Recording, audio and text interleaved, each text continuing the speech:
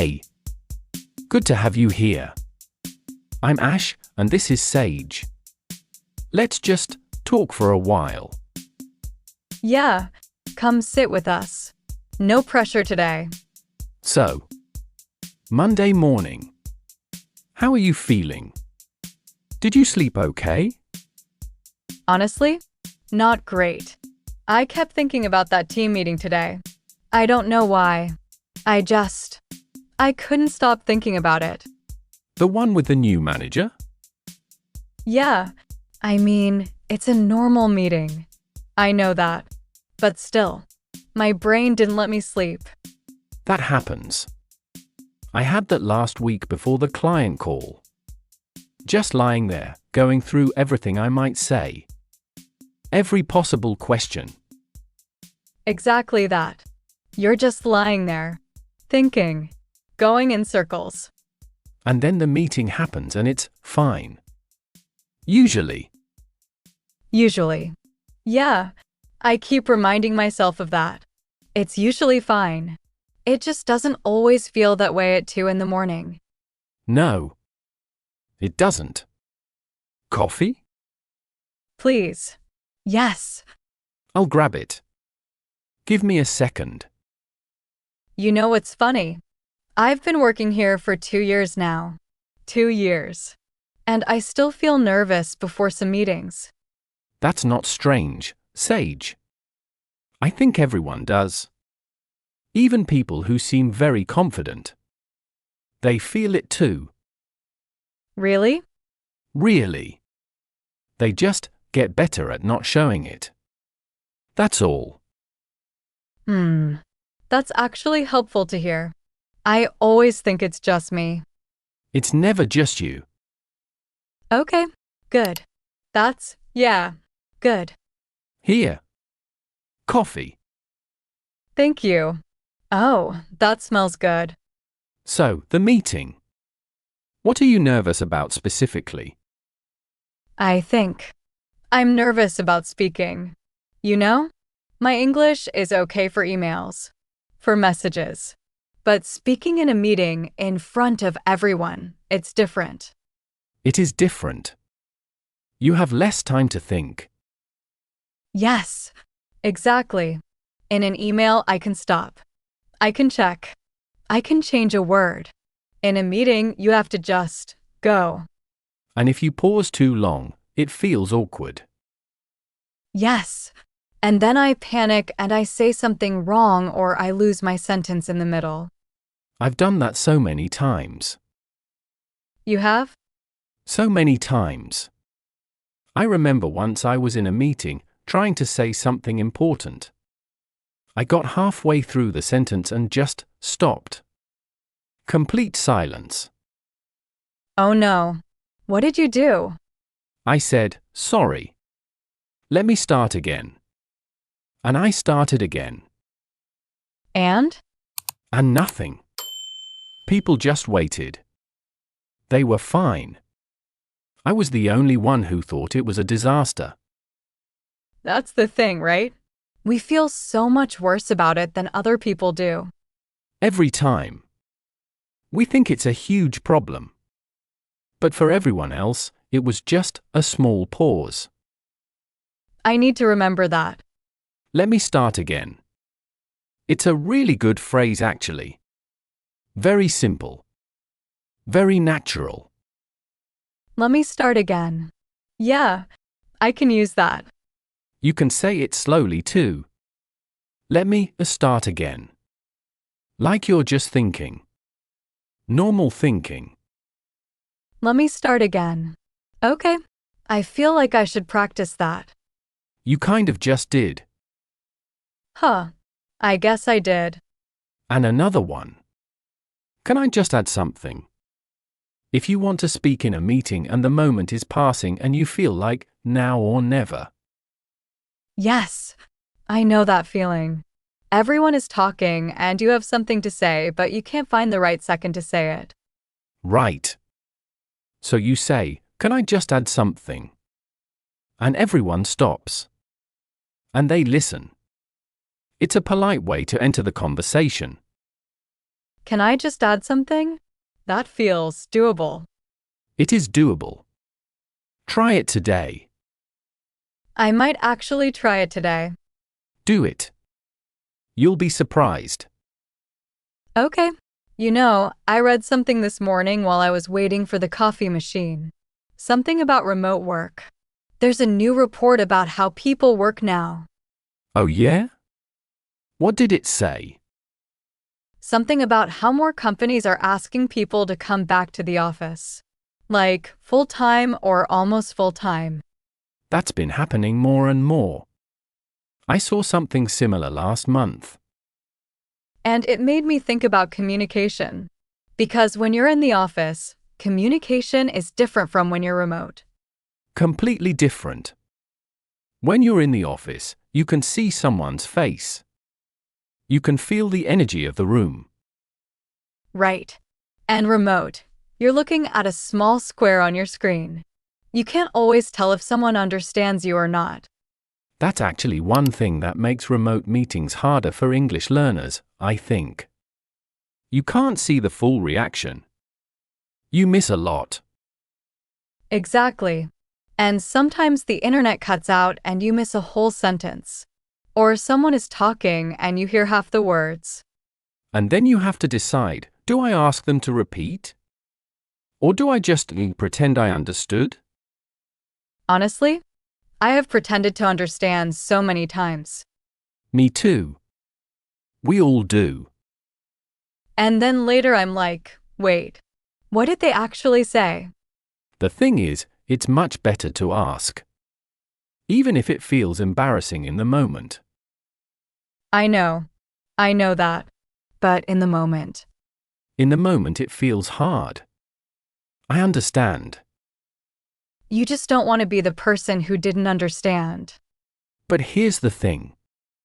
Most of the time, other people in the meeting also didn't fully understand. They were also pretending. You're just the brave one who says something. That's a nice way to think about it. A useful phrase is just, "Sorry, I didn't catch that." Very natural. Not "I don't understand English." Just "I didn't catch that." I didn't catch that. Yeah, that sounds normal. Because it is normal. Even native English speakers say it. Especially in noisy offices or bad Zoom connections. I didn't catch that. Can you say it again? Perfect. That's all you need. Simple. Simple is good in a meeting. Clear and simple is always better than complicated. I think I try to make my sentences too long sometimes. Too complicated. Why? I don't know. Maybe because I want to sound professional? Educated? I understand that. But short sentences in a meeting actually sound more confident, not less. Really? Think about people you know. The ones who sound most confident. Do they use long, complicated sentences? No. Actually, no.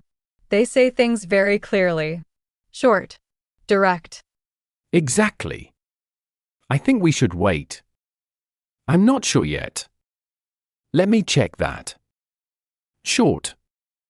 Clear. Confident. Let me check that. That's a good one. Very useful. And you can use it in so many situations. Someone asks you a question you're not sure about? Let me check that. Someone sends you a file?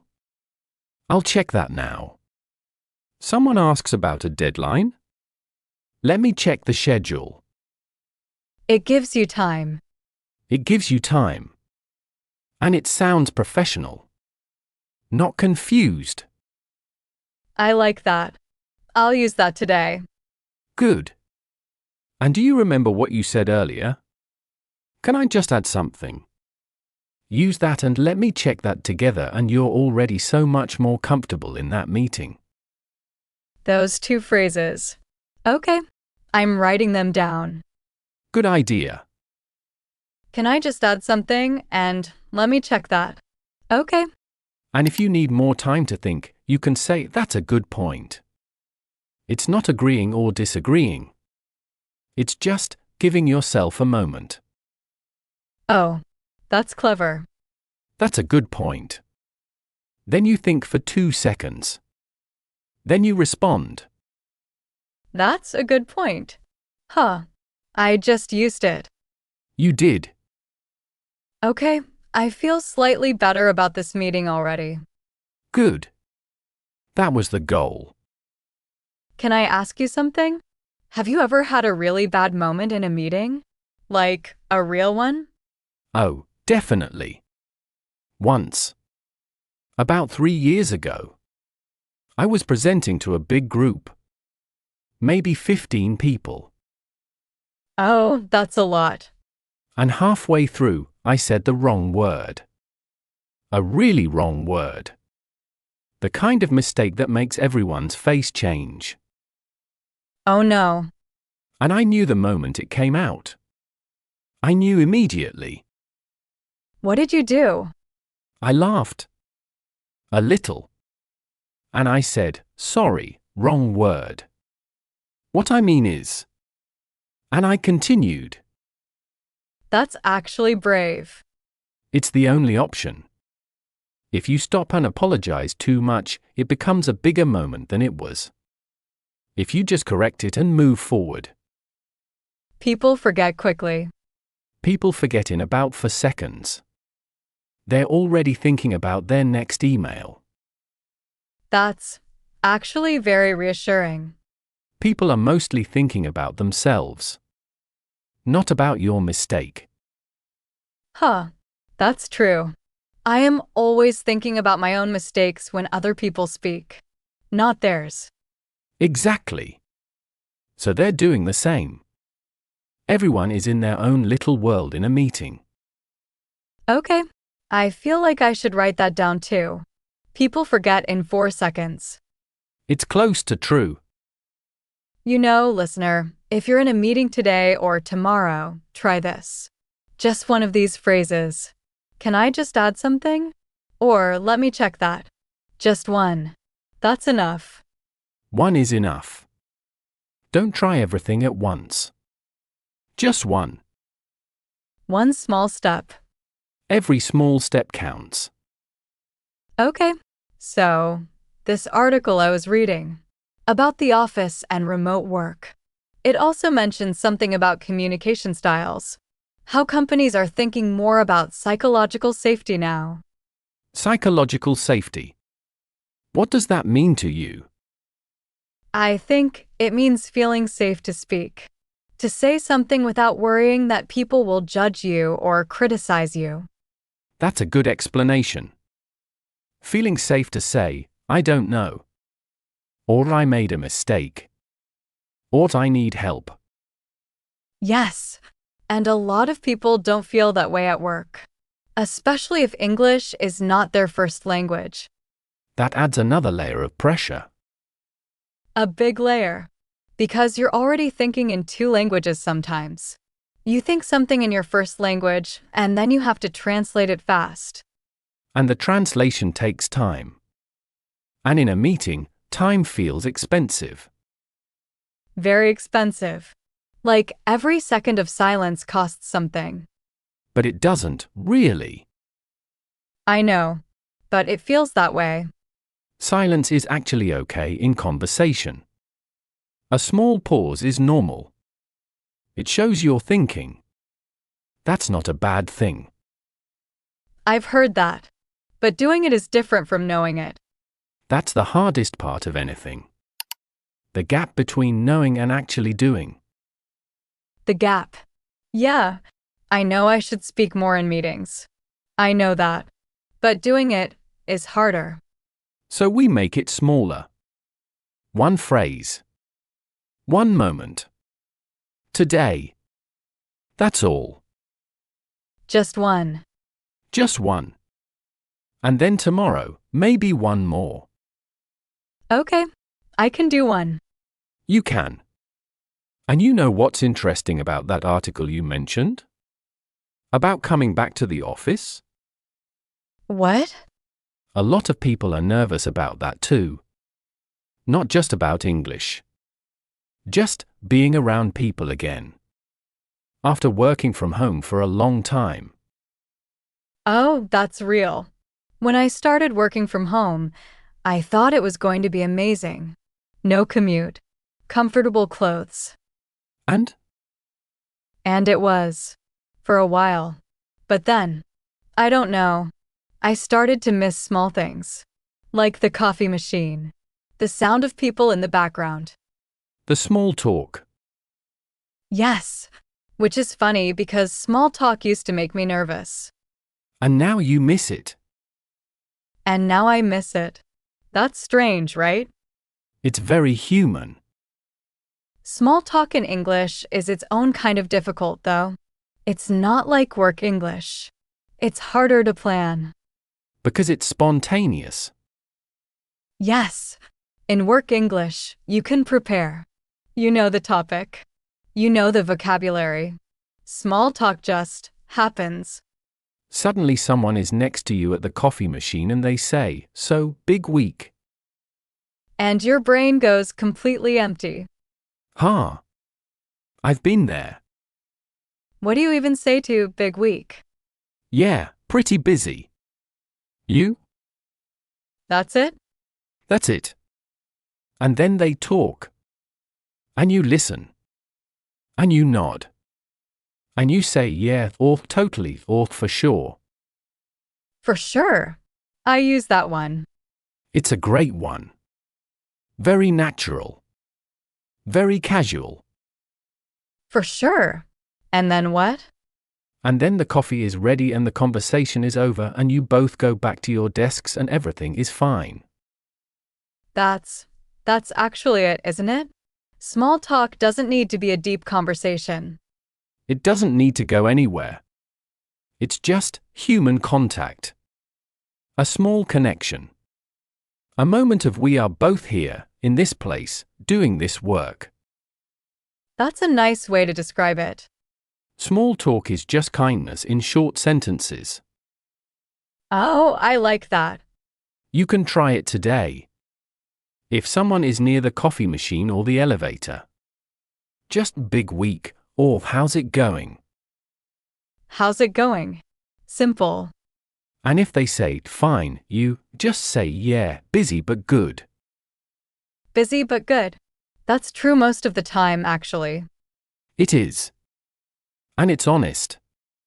And easy. And real. I feel like today I'm going to actually try these things. All of them. Start with one. Remember, one is enough. Right. One. Okay. Can I ask you something about the report you read? The one about office work? Yes, sure. Did it talk about hybrid work? Like, some days in the office, some days remote. Yes, actually. It said hybrid is still very common. Most companies are doing 2 or 3 days in the office, 2 or 3 days at home.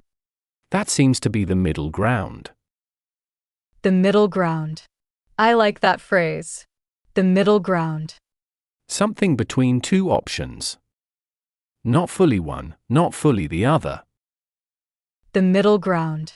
Yeah, hybrid work is the middle ground between full office and full remote. Exactly. And communication is different in hybrid situations because sometimes half the team is in the office and half is on video. I've been in those meetings. They're the hardest. Why? Because if you're on the video call, you feel a little separate. The people in the room can talk to each other easily. They can make eye contact. They can feel the room. But you're on a screen. You're outside the room. Yes. And sometimes people forget about you. They're talking in the room and you're just waiting. I felt that. It's a bit isolating. What do you do? I usually type in the chat. Something short. Like, I have a thought on this, or can I add something here? And that works? Usually. Someone in the room sees it and says, "Oh, Ash has something in the chat." That's smart. Using the chat as your voice. In hybrid meetings, the chat is really useful. You don't have to fight for space in the conversation. You just type. I should do that more. It's also good if you're not confident speaking in that moment. You still contribute. Your idea is still there. Right. And writing is easier than speaking. I have more time. Exactly. The chat gives you a few seconds.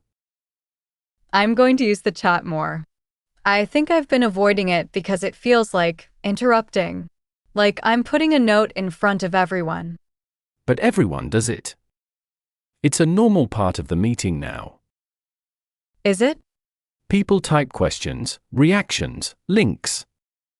The chat is part of the conversation now. Not separate from it. Okay. That changes how I think about it. Good. Do you think, and this might be a strange question, do you think people judge your English in meetings? What do you mean by judge? Like, if you make a grammar mistake or you use a word in a slightly wrong way, do people notice? Do they think less of you? Honestly? Honestly. Some people might notice. But thinking less of you?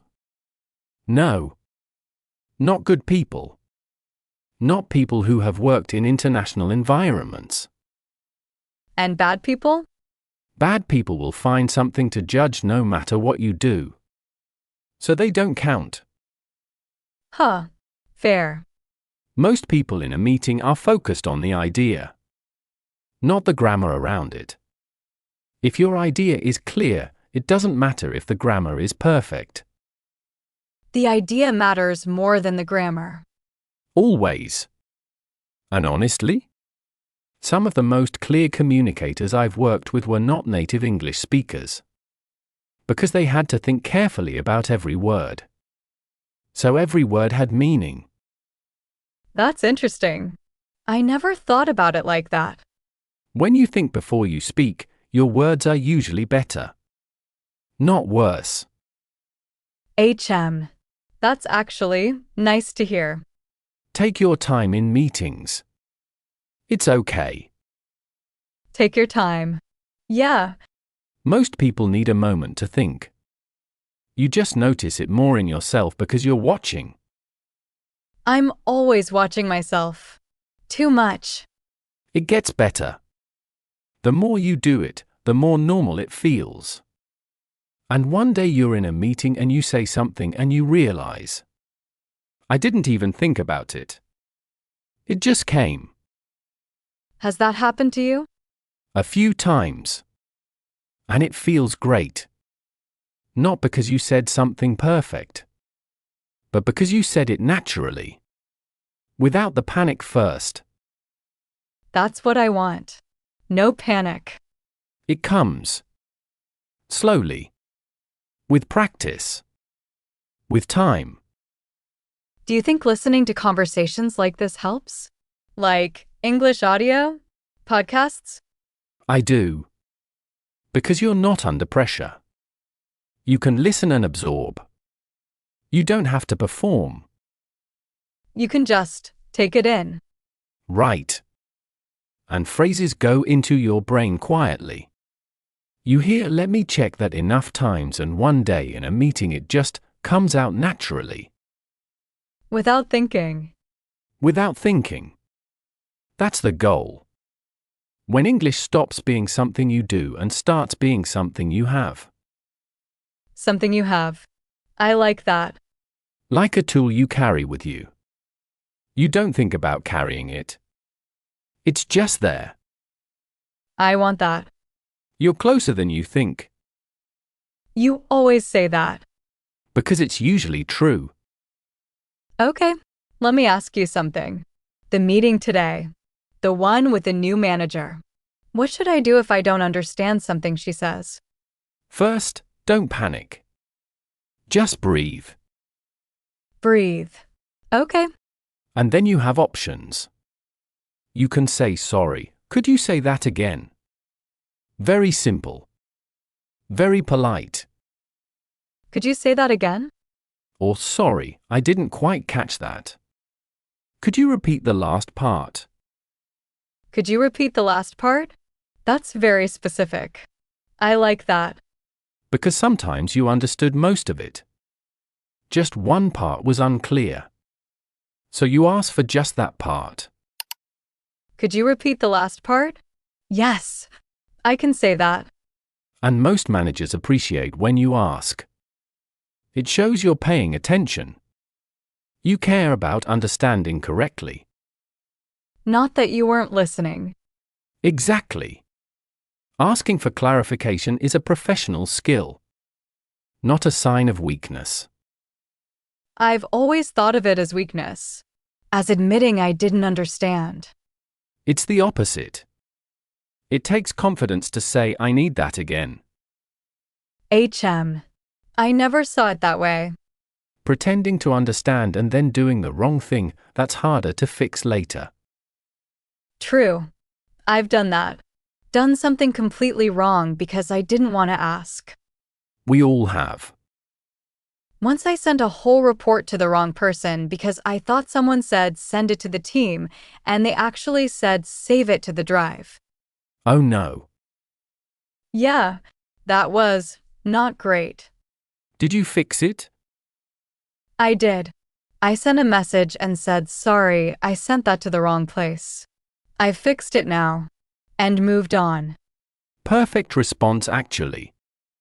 Short. Direct. No drama. I wanted to disappear, but I stayed. And that's the right call. Every time. Acknowledge it, fix it, move on. Acknowledge it, fix it, move on. Okay. Don't carry it with you. Don't replay it all day. I replay everything all day. I know. But it's not useful. I know it's not useful. And I still do it. Me too, honestly. You do? Sometimes. After a hard meeting or a call that didn't go well. I replay it. Think about what I should have said differently. And then? And then I make coffee. And I let it go. Make coffee and let it go. That's your method? It's not very sophisticated. But it works. Huh. I'll try that. The coffee helps. Coffee helps everything. Most things. Can we talk about feedback for a second? Because I have a performance review coming next week and I'm already nervous about it. What kind of nervous? The kind where I don't know what she's going to say. What if she says something I don't expect? Like something critical? Yeah, I know I've been doing okay. I think. But you never fully know until someone says it. Performance reviews are strange like that. You work hard every day and then one conversation feels like the summary of everything. Exactly. 1 hour that says what the whole year meant. But it's not really that. It's one conversation. Part of a bigger picture. I know. But it feels heavy. If she says something you didn't expect, what's your plan? I don't have a plan. That's the problem. Okay. So, if she says something critical, something like, I think you could improve at X. My instinct is to get defensive. Natural instinct. But not helpful. I know. A better response is just, can you tell me more about that? Or that's helpful. Can you give me an example? That's helpful. Can you give me an example? It shows you're not defensive. You're curious. You want to understand. Even if inside I'm not calm. Even then, the outside can be calm while the inside is less calm. Is that professional? That's professionalism. It's not pretending you feel nothing. It's choosing what you show. Choosing what you show. Okay. And can you give me an example? Is brilliant because it does two things. 1. It buys you a moment to process. 2. It might actually help. A concrete example is easier to understand and easier to work with. That's a good point. Ha! You used it. I did. Naturally, too. You're already doing it. Can you give me an example? That's a good phrase for meetings, too. Not just reviews. Anytime someone is vague. When someone says we need better communication, you can ask, can you give me an example of what better communication looks like? Oh, that's good. That's really good. It's specific. It's respectful. And it moves the conversation forward instead of staying in the abstract. Abstract. I know what that means, but I don't use it often. Abstract means not concrete. Not specific. Like talking about ideas without examples. Right. We need to improve is abstract. We need to send reports by Friday is concrete. Exactly right. Okay. I feel like I'm learning a lot without trying very hard right now. That's usually when the best learning happens. When you're not trying. When you're not forcing it. When it just comes in. Like right now.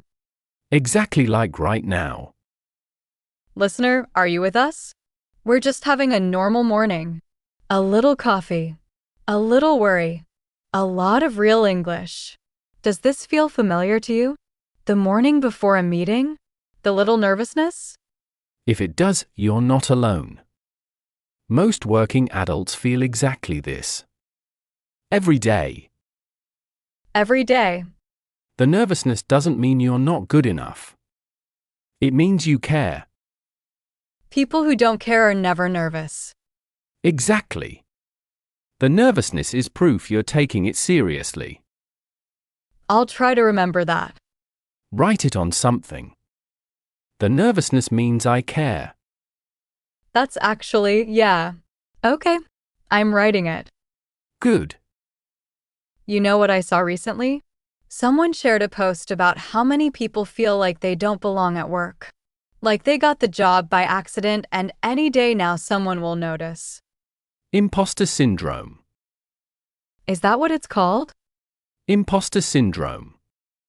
The feeling that you're not really qualified. That you're pretending. And eventually someone will find out. Yes, exactly that. I feel that sometimes. Most people feel that sometimes. Even confident-looking people? Some of the most successful people talk about imposter syndrome. Openly. It's more common than you think. Why doesn't anyone say it at work, though? Because at work, everyone is performing a little. Showing their best version. So you see everyone's performance and compare it to your own inner doubts. That's not a fair comparison. No. But we all do it. You compare your inside to their outside. Exactly that. And of course your inside looks worse. It always will. Because you know every mistake you made. Every moment of doubt. They just see you from the outside. And from the outside, I probably look okay. You probably look more capable than you feel. That's a strange thought. A useful one, though. Yeah, I'll try to hold on to that. And when you feel like you don't belong, just ask yourself, what have I done here that was good? What did I contribute? There's always something. Always. You just have to look for it. Okay, can we do one more little practice thing? Before the meeting? Sure. What do you want? Can you give me 3 sentences I can actually say today? Real ones. For real moments? 3 real ones. Okay. 1. Can I just add something? Use it when you want to speak in a meeting. Can I just add something? Got it. 2. That's helpful. Can you give me an example? Use it when someone says something vague or critical. That's helpful. Can you give me an example? Okay. 3. Let me check that and get back to you. Use it when you need more time to answer. Let me check that and get back to you. Perfect. That's so useful. Get back to you means I will answer you later. After I check. Get back to you. I've heard that before but never used it. Now use it. Today. Let me check that and get back to you.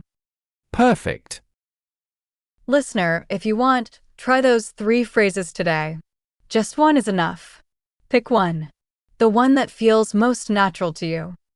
Even if you just think it in your head during a meeting. Think I could say that right now. That's already practice. That's already something. Every time you think it, it gets closer to coming out. From thinking to saying, that gap gets smaller. It does. Slowly. And then one day you say it without thinking at all. Without thinking. That's the dream. For now, thinking is fine. Thinking is fine. Okay. I feel better. I do. Good. That was the whole point of this morning. And you didn't even tell me to study or practice grammar or any of that.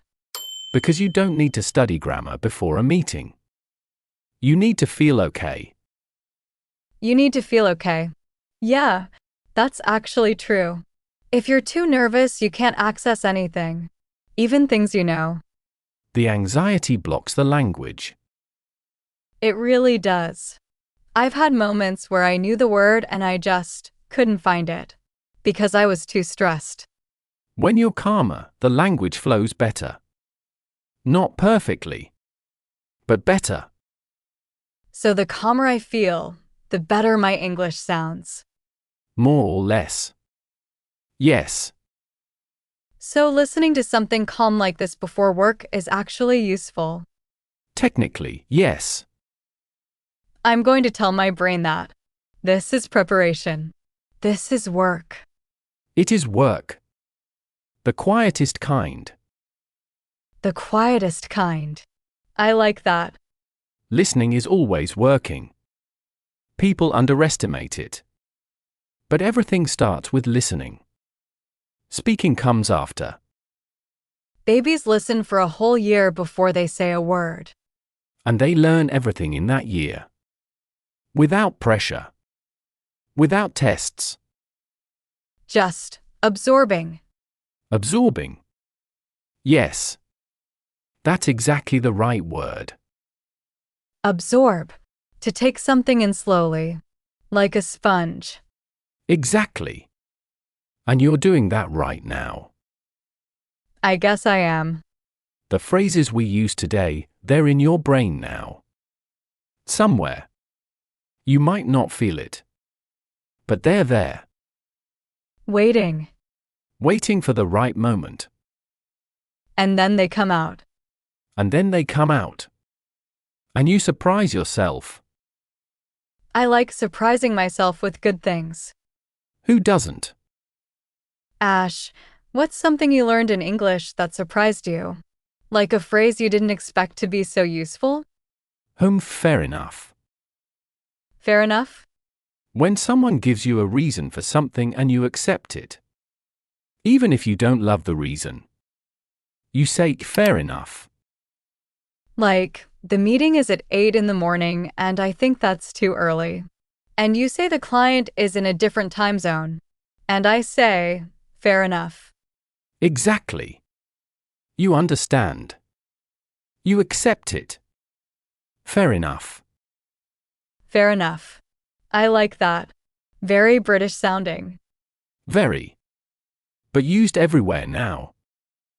Fair enough. Yeah, I'll use that. And the other one, that makes sense. Oh, I use that one. Good. It's simple. Warm. It tells the person they've communicated clearly. That makes sense. After someone explains something. That makes sense. 3 words. Very useful. Very professional. I've been collecting phrases in my head lately, without meaning to. That's how it works. Yesterday someone said touch base and I understood it immediately. Touch base. Let's touch base next week. It means let's talk. Check in. Connect briefly. Yes, I knew that. And a year ago I would have been completely confused. That's real progress. It doesn't feel like progress in the moment. But looking back? Looking back, yeah, it does. That's the only time you can really see progress. Looking back. Not while it's happening. While it's happening, it just feels hard. And that's normal. Everything feels hard in the middle. In the middle of learning. In the middle of a meeting. In the middle of a difficult conversation. And then you get to the other side and you think, okay. That was okay. That was okay. Yeah. Almost everything ends with that was okay. Almost. Almost. Okay, I think I should head in. The meeting is in about 20 minutes. Are you ready? I think, yes. More than I was an hour ago. That's all you need. More than before. A little more. Yeah. You have your phrases. You know to breathe. You know people are thinking about themselves more than about you. People forget in 4 seconds. For seconds. And if I don't understand something? Sorry, could you say that again? Simple. Simple always works. And if I want to speak? Can I just add something? And if I need more time? Let me check that and get back to you. And if something is vague? Can you give me an example? I have a toolkit. You always had a toolkit. We just organized it. Huh. Okay. Thank you, Ash. Really. Go well in there. I'll try. And listener, you go well too. In whatever you're walking into today. A meeting. A call. A conversation. A long quiet day at your desk. Whatever it is. You're doing something good right now. Just by listening. Just by being here. Work English takes time. It gets easier. Not all at once. But steadily. Steadily. One word. One phrase. One meeting. One deep breath. That's how it happens. Take your time out there. No rush. No pressure. You're doing fine. Really. You are. We'll talk again soon. Take care. Take care. Bye.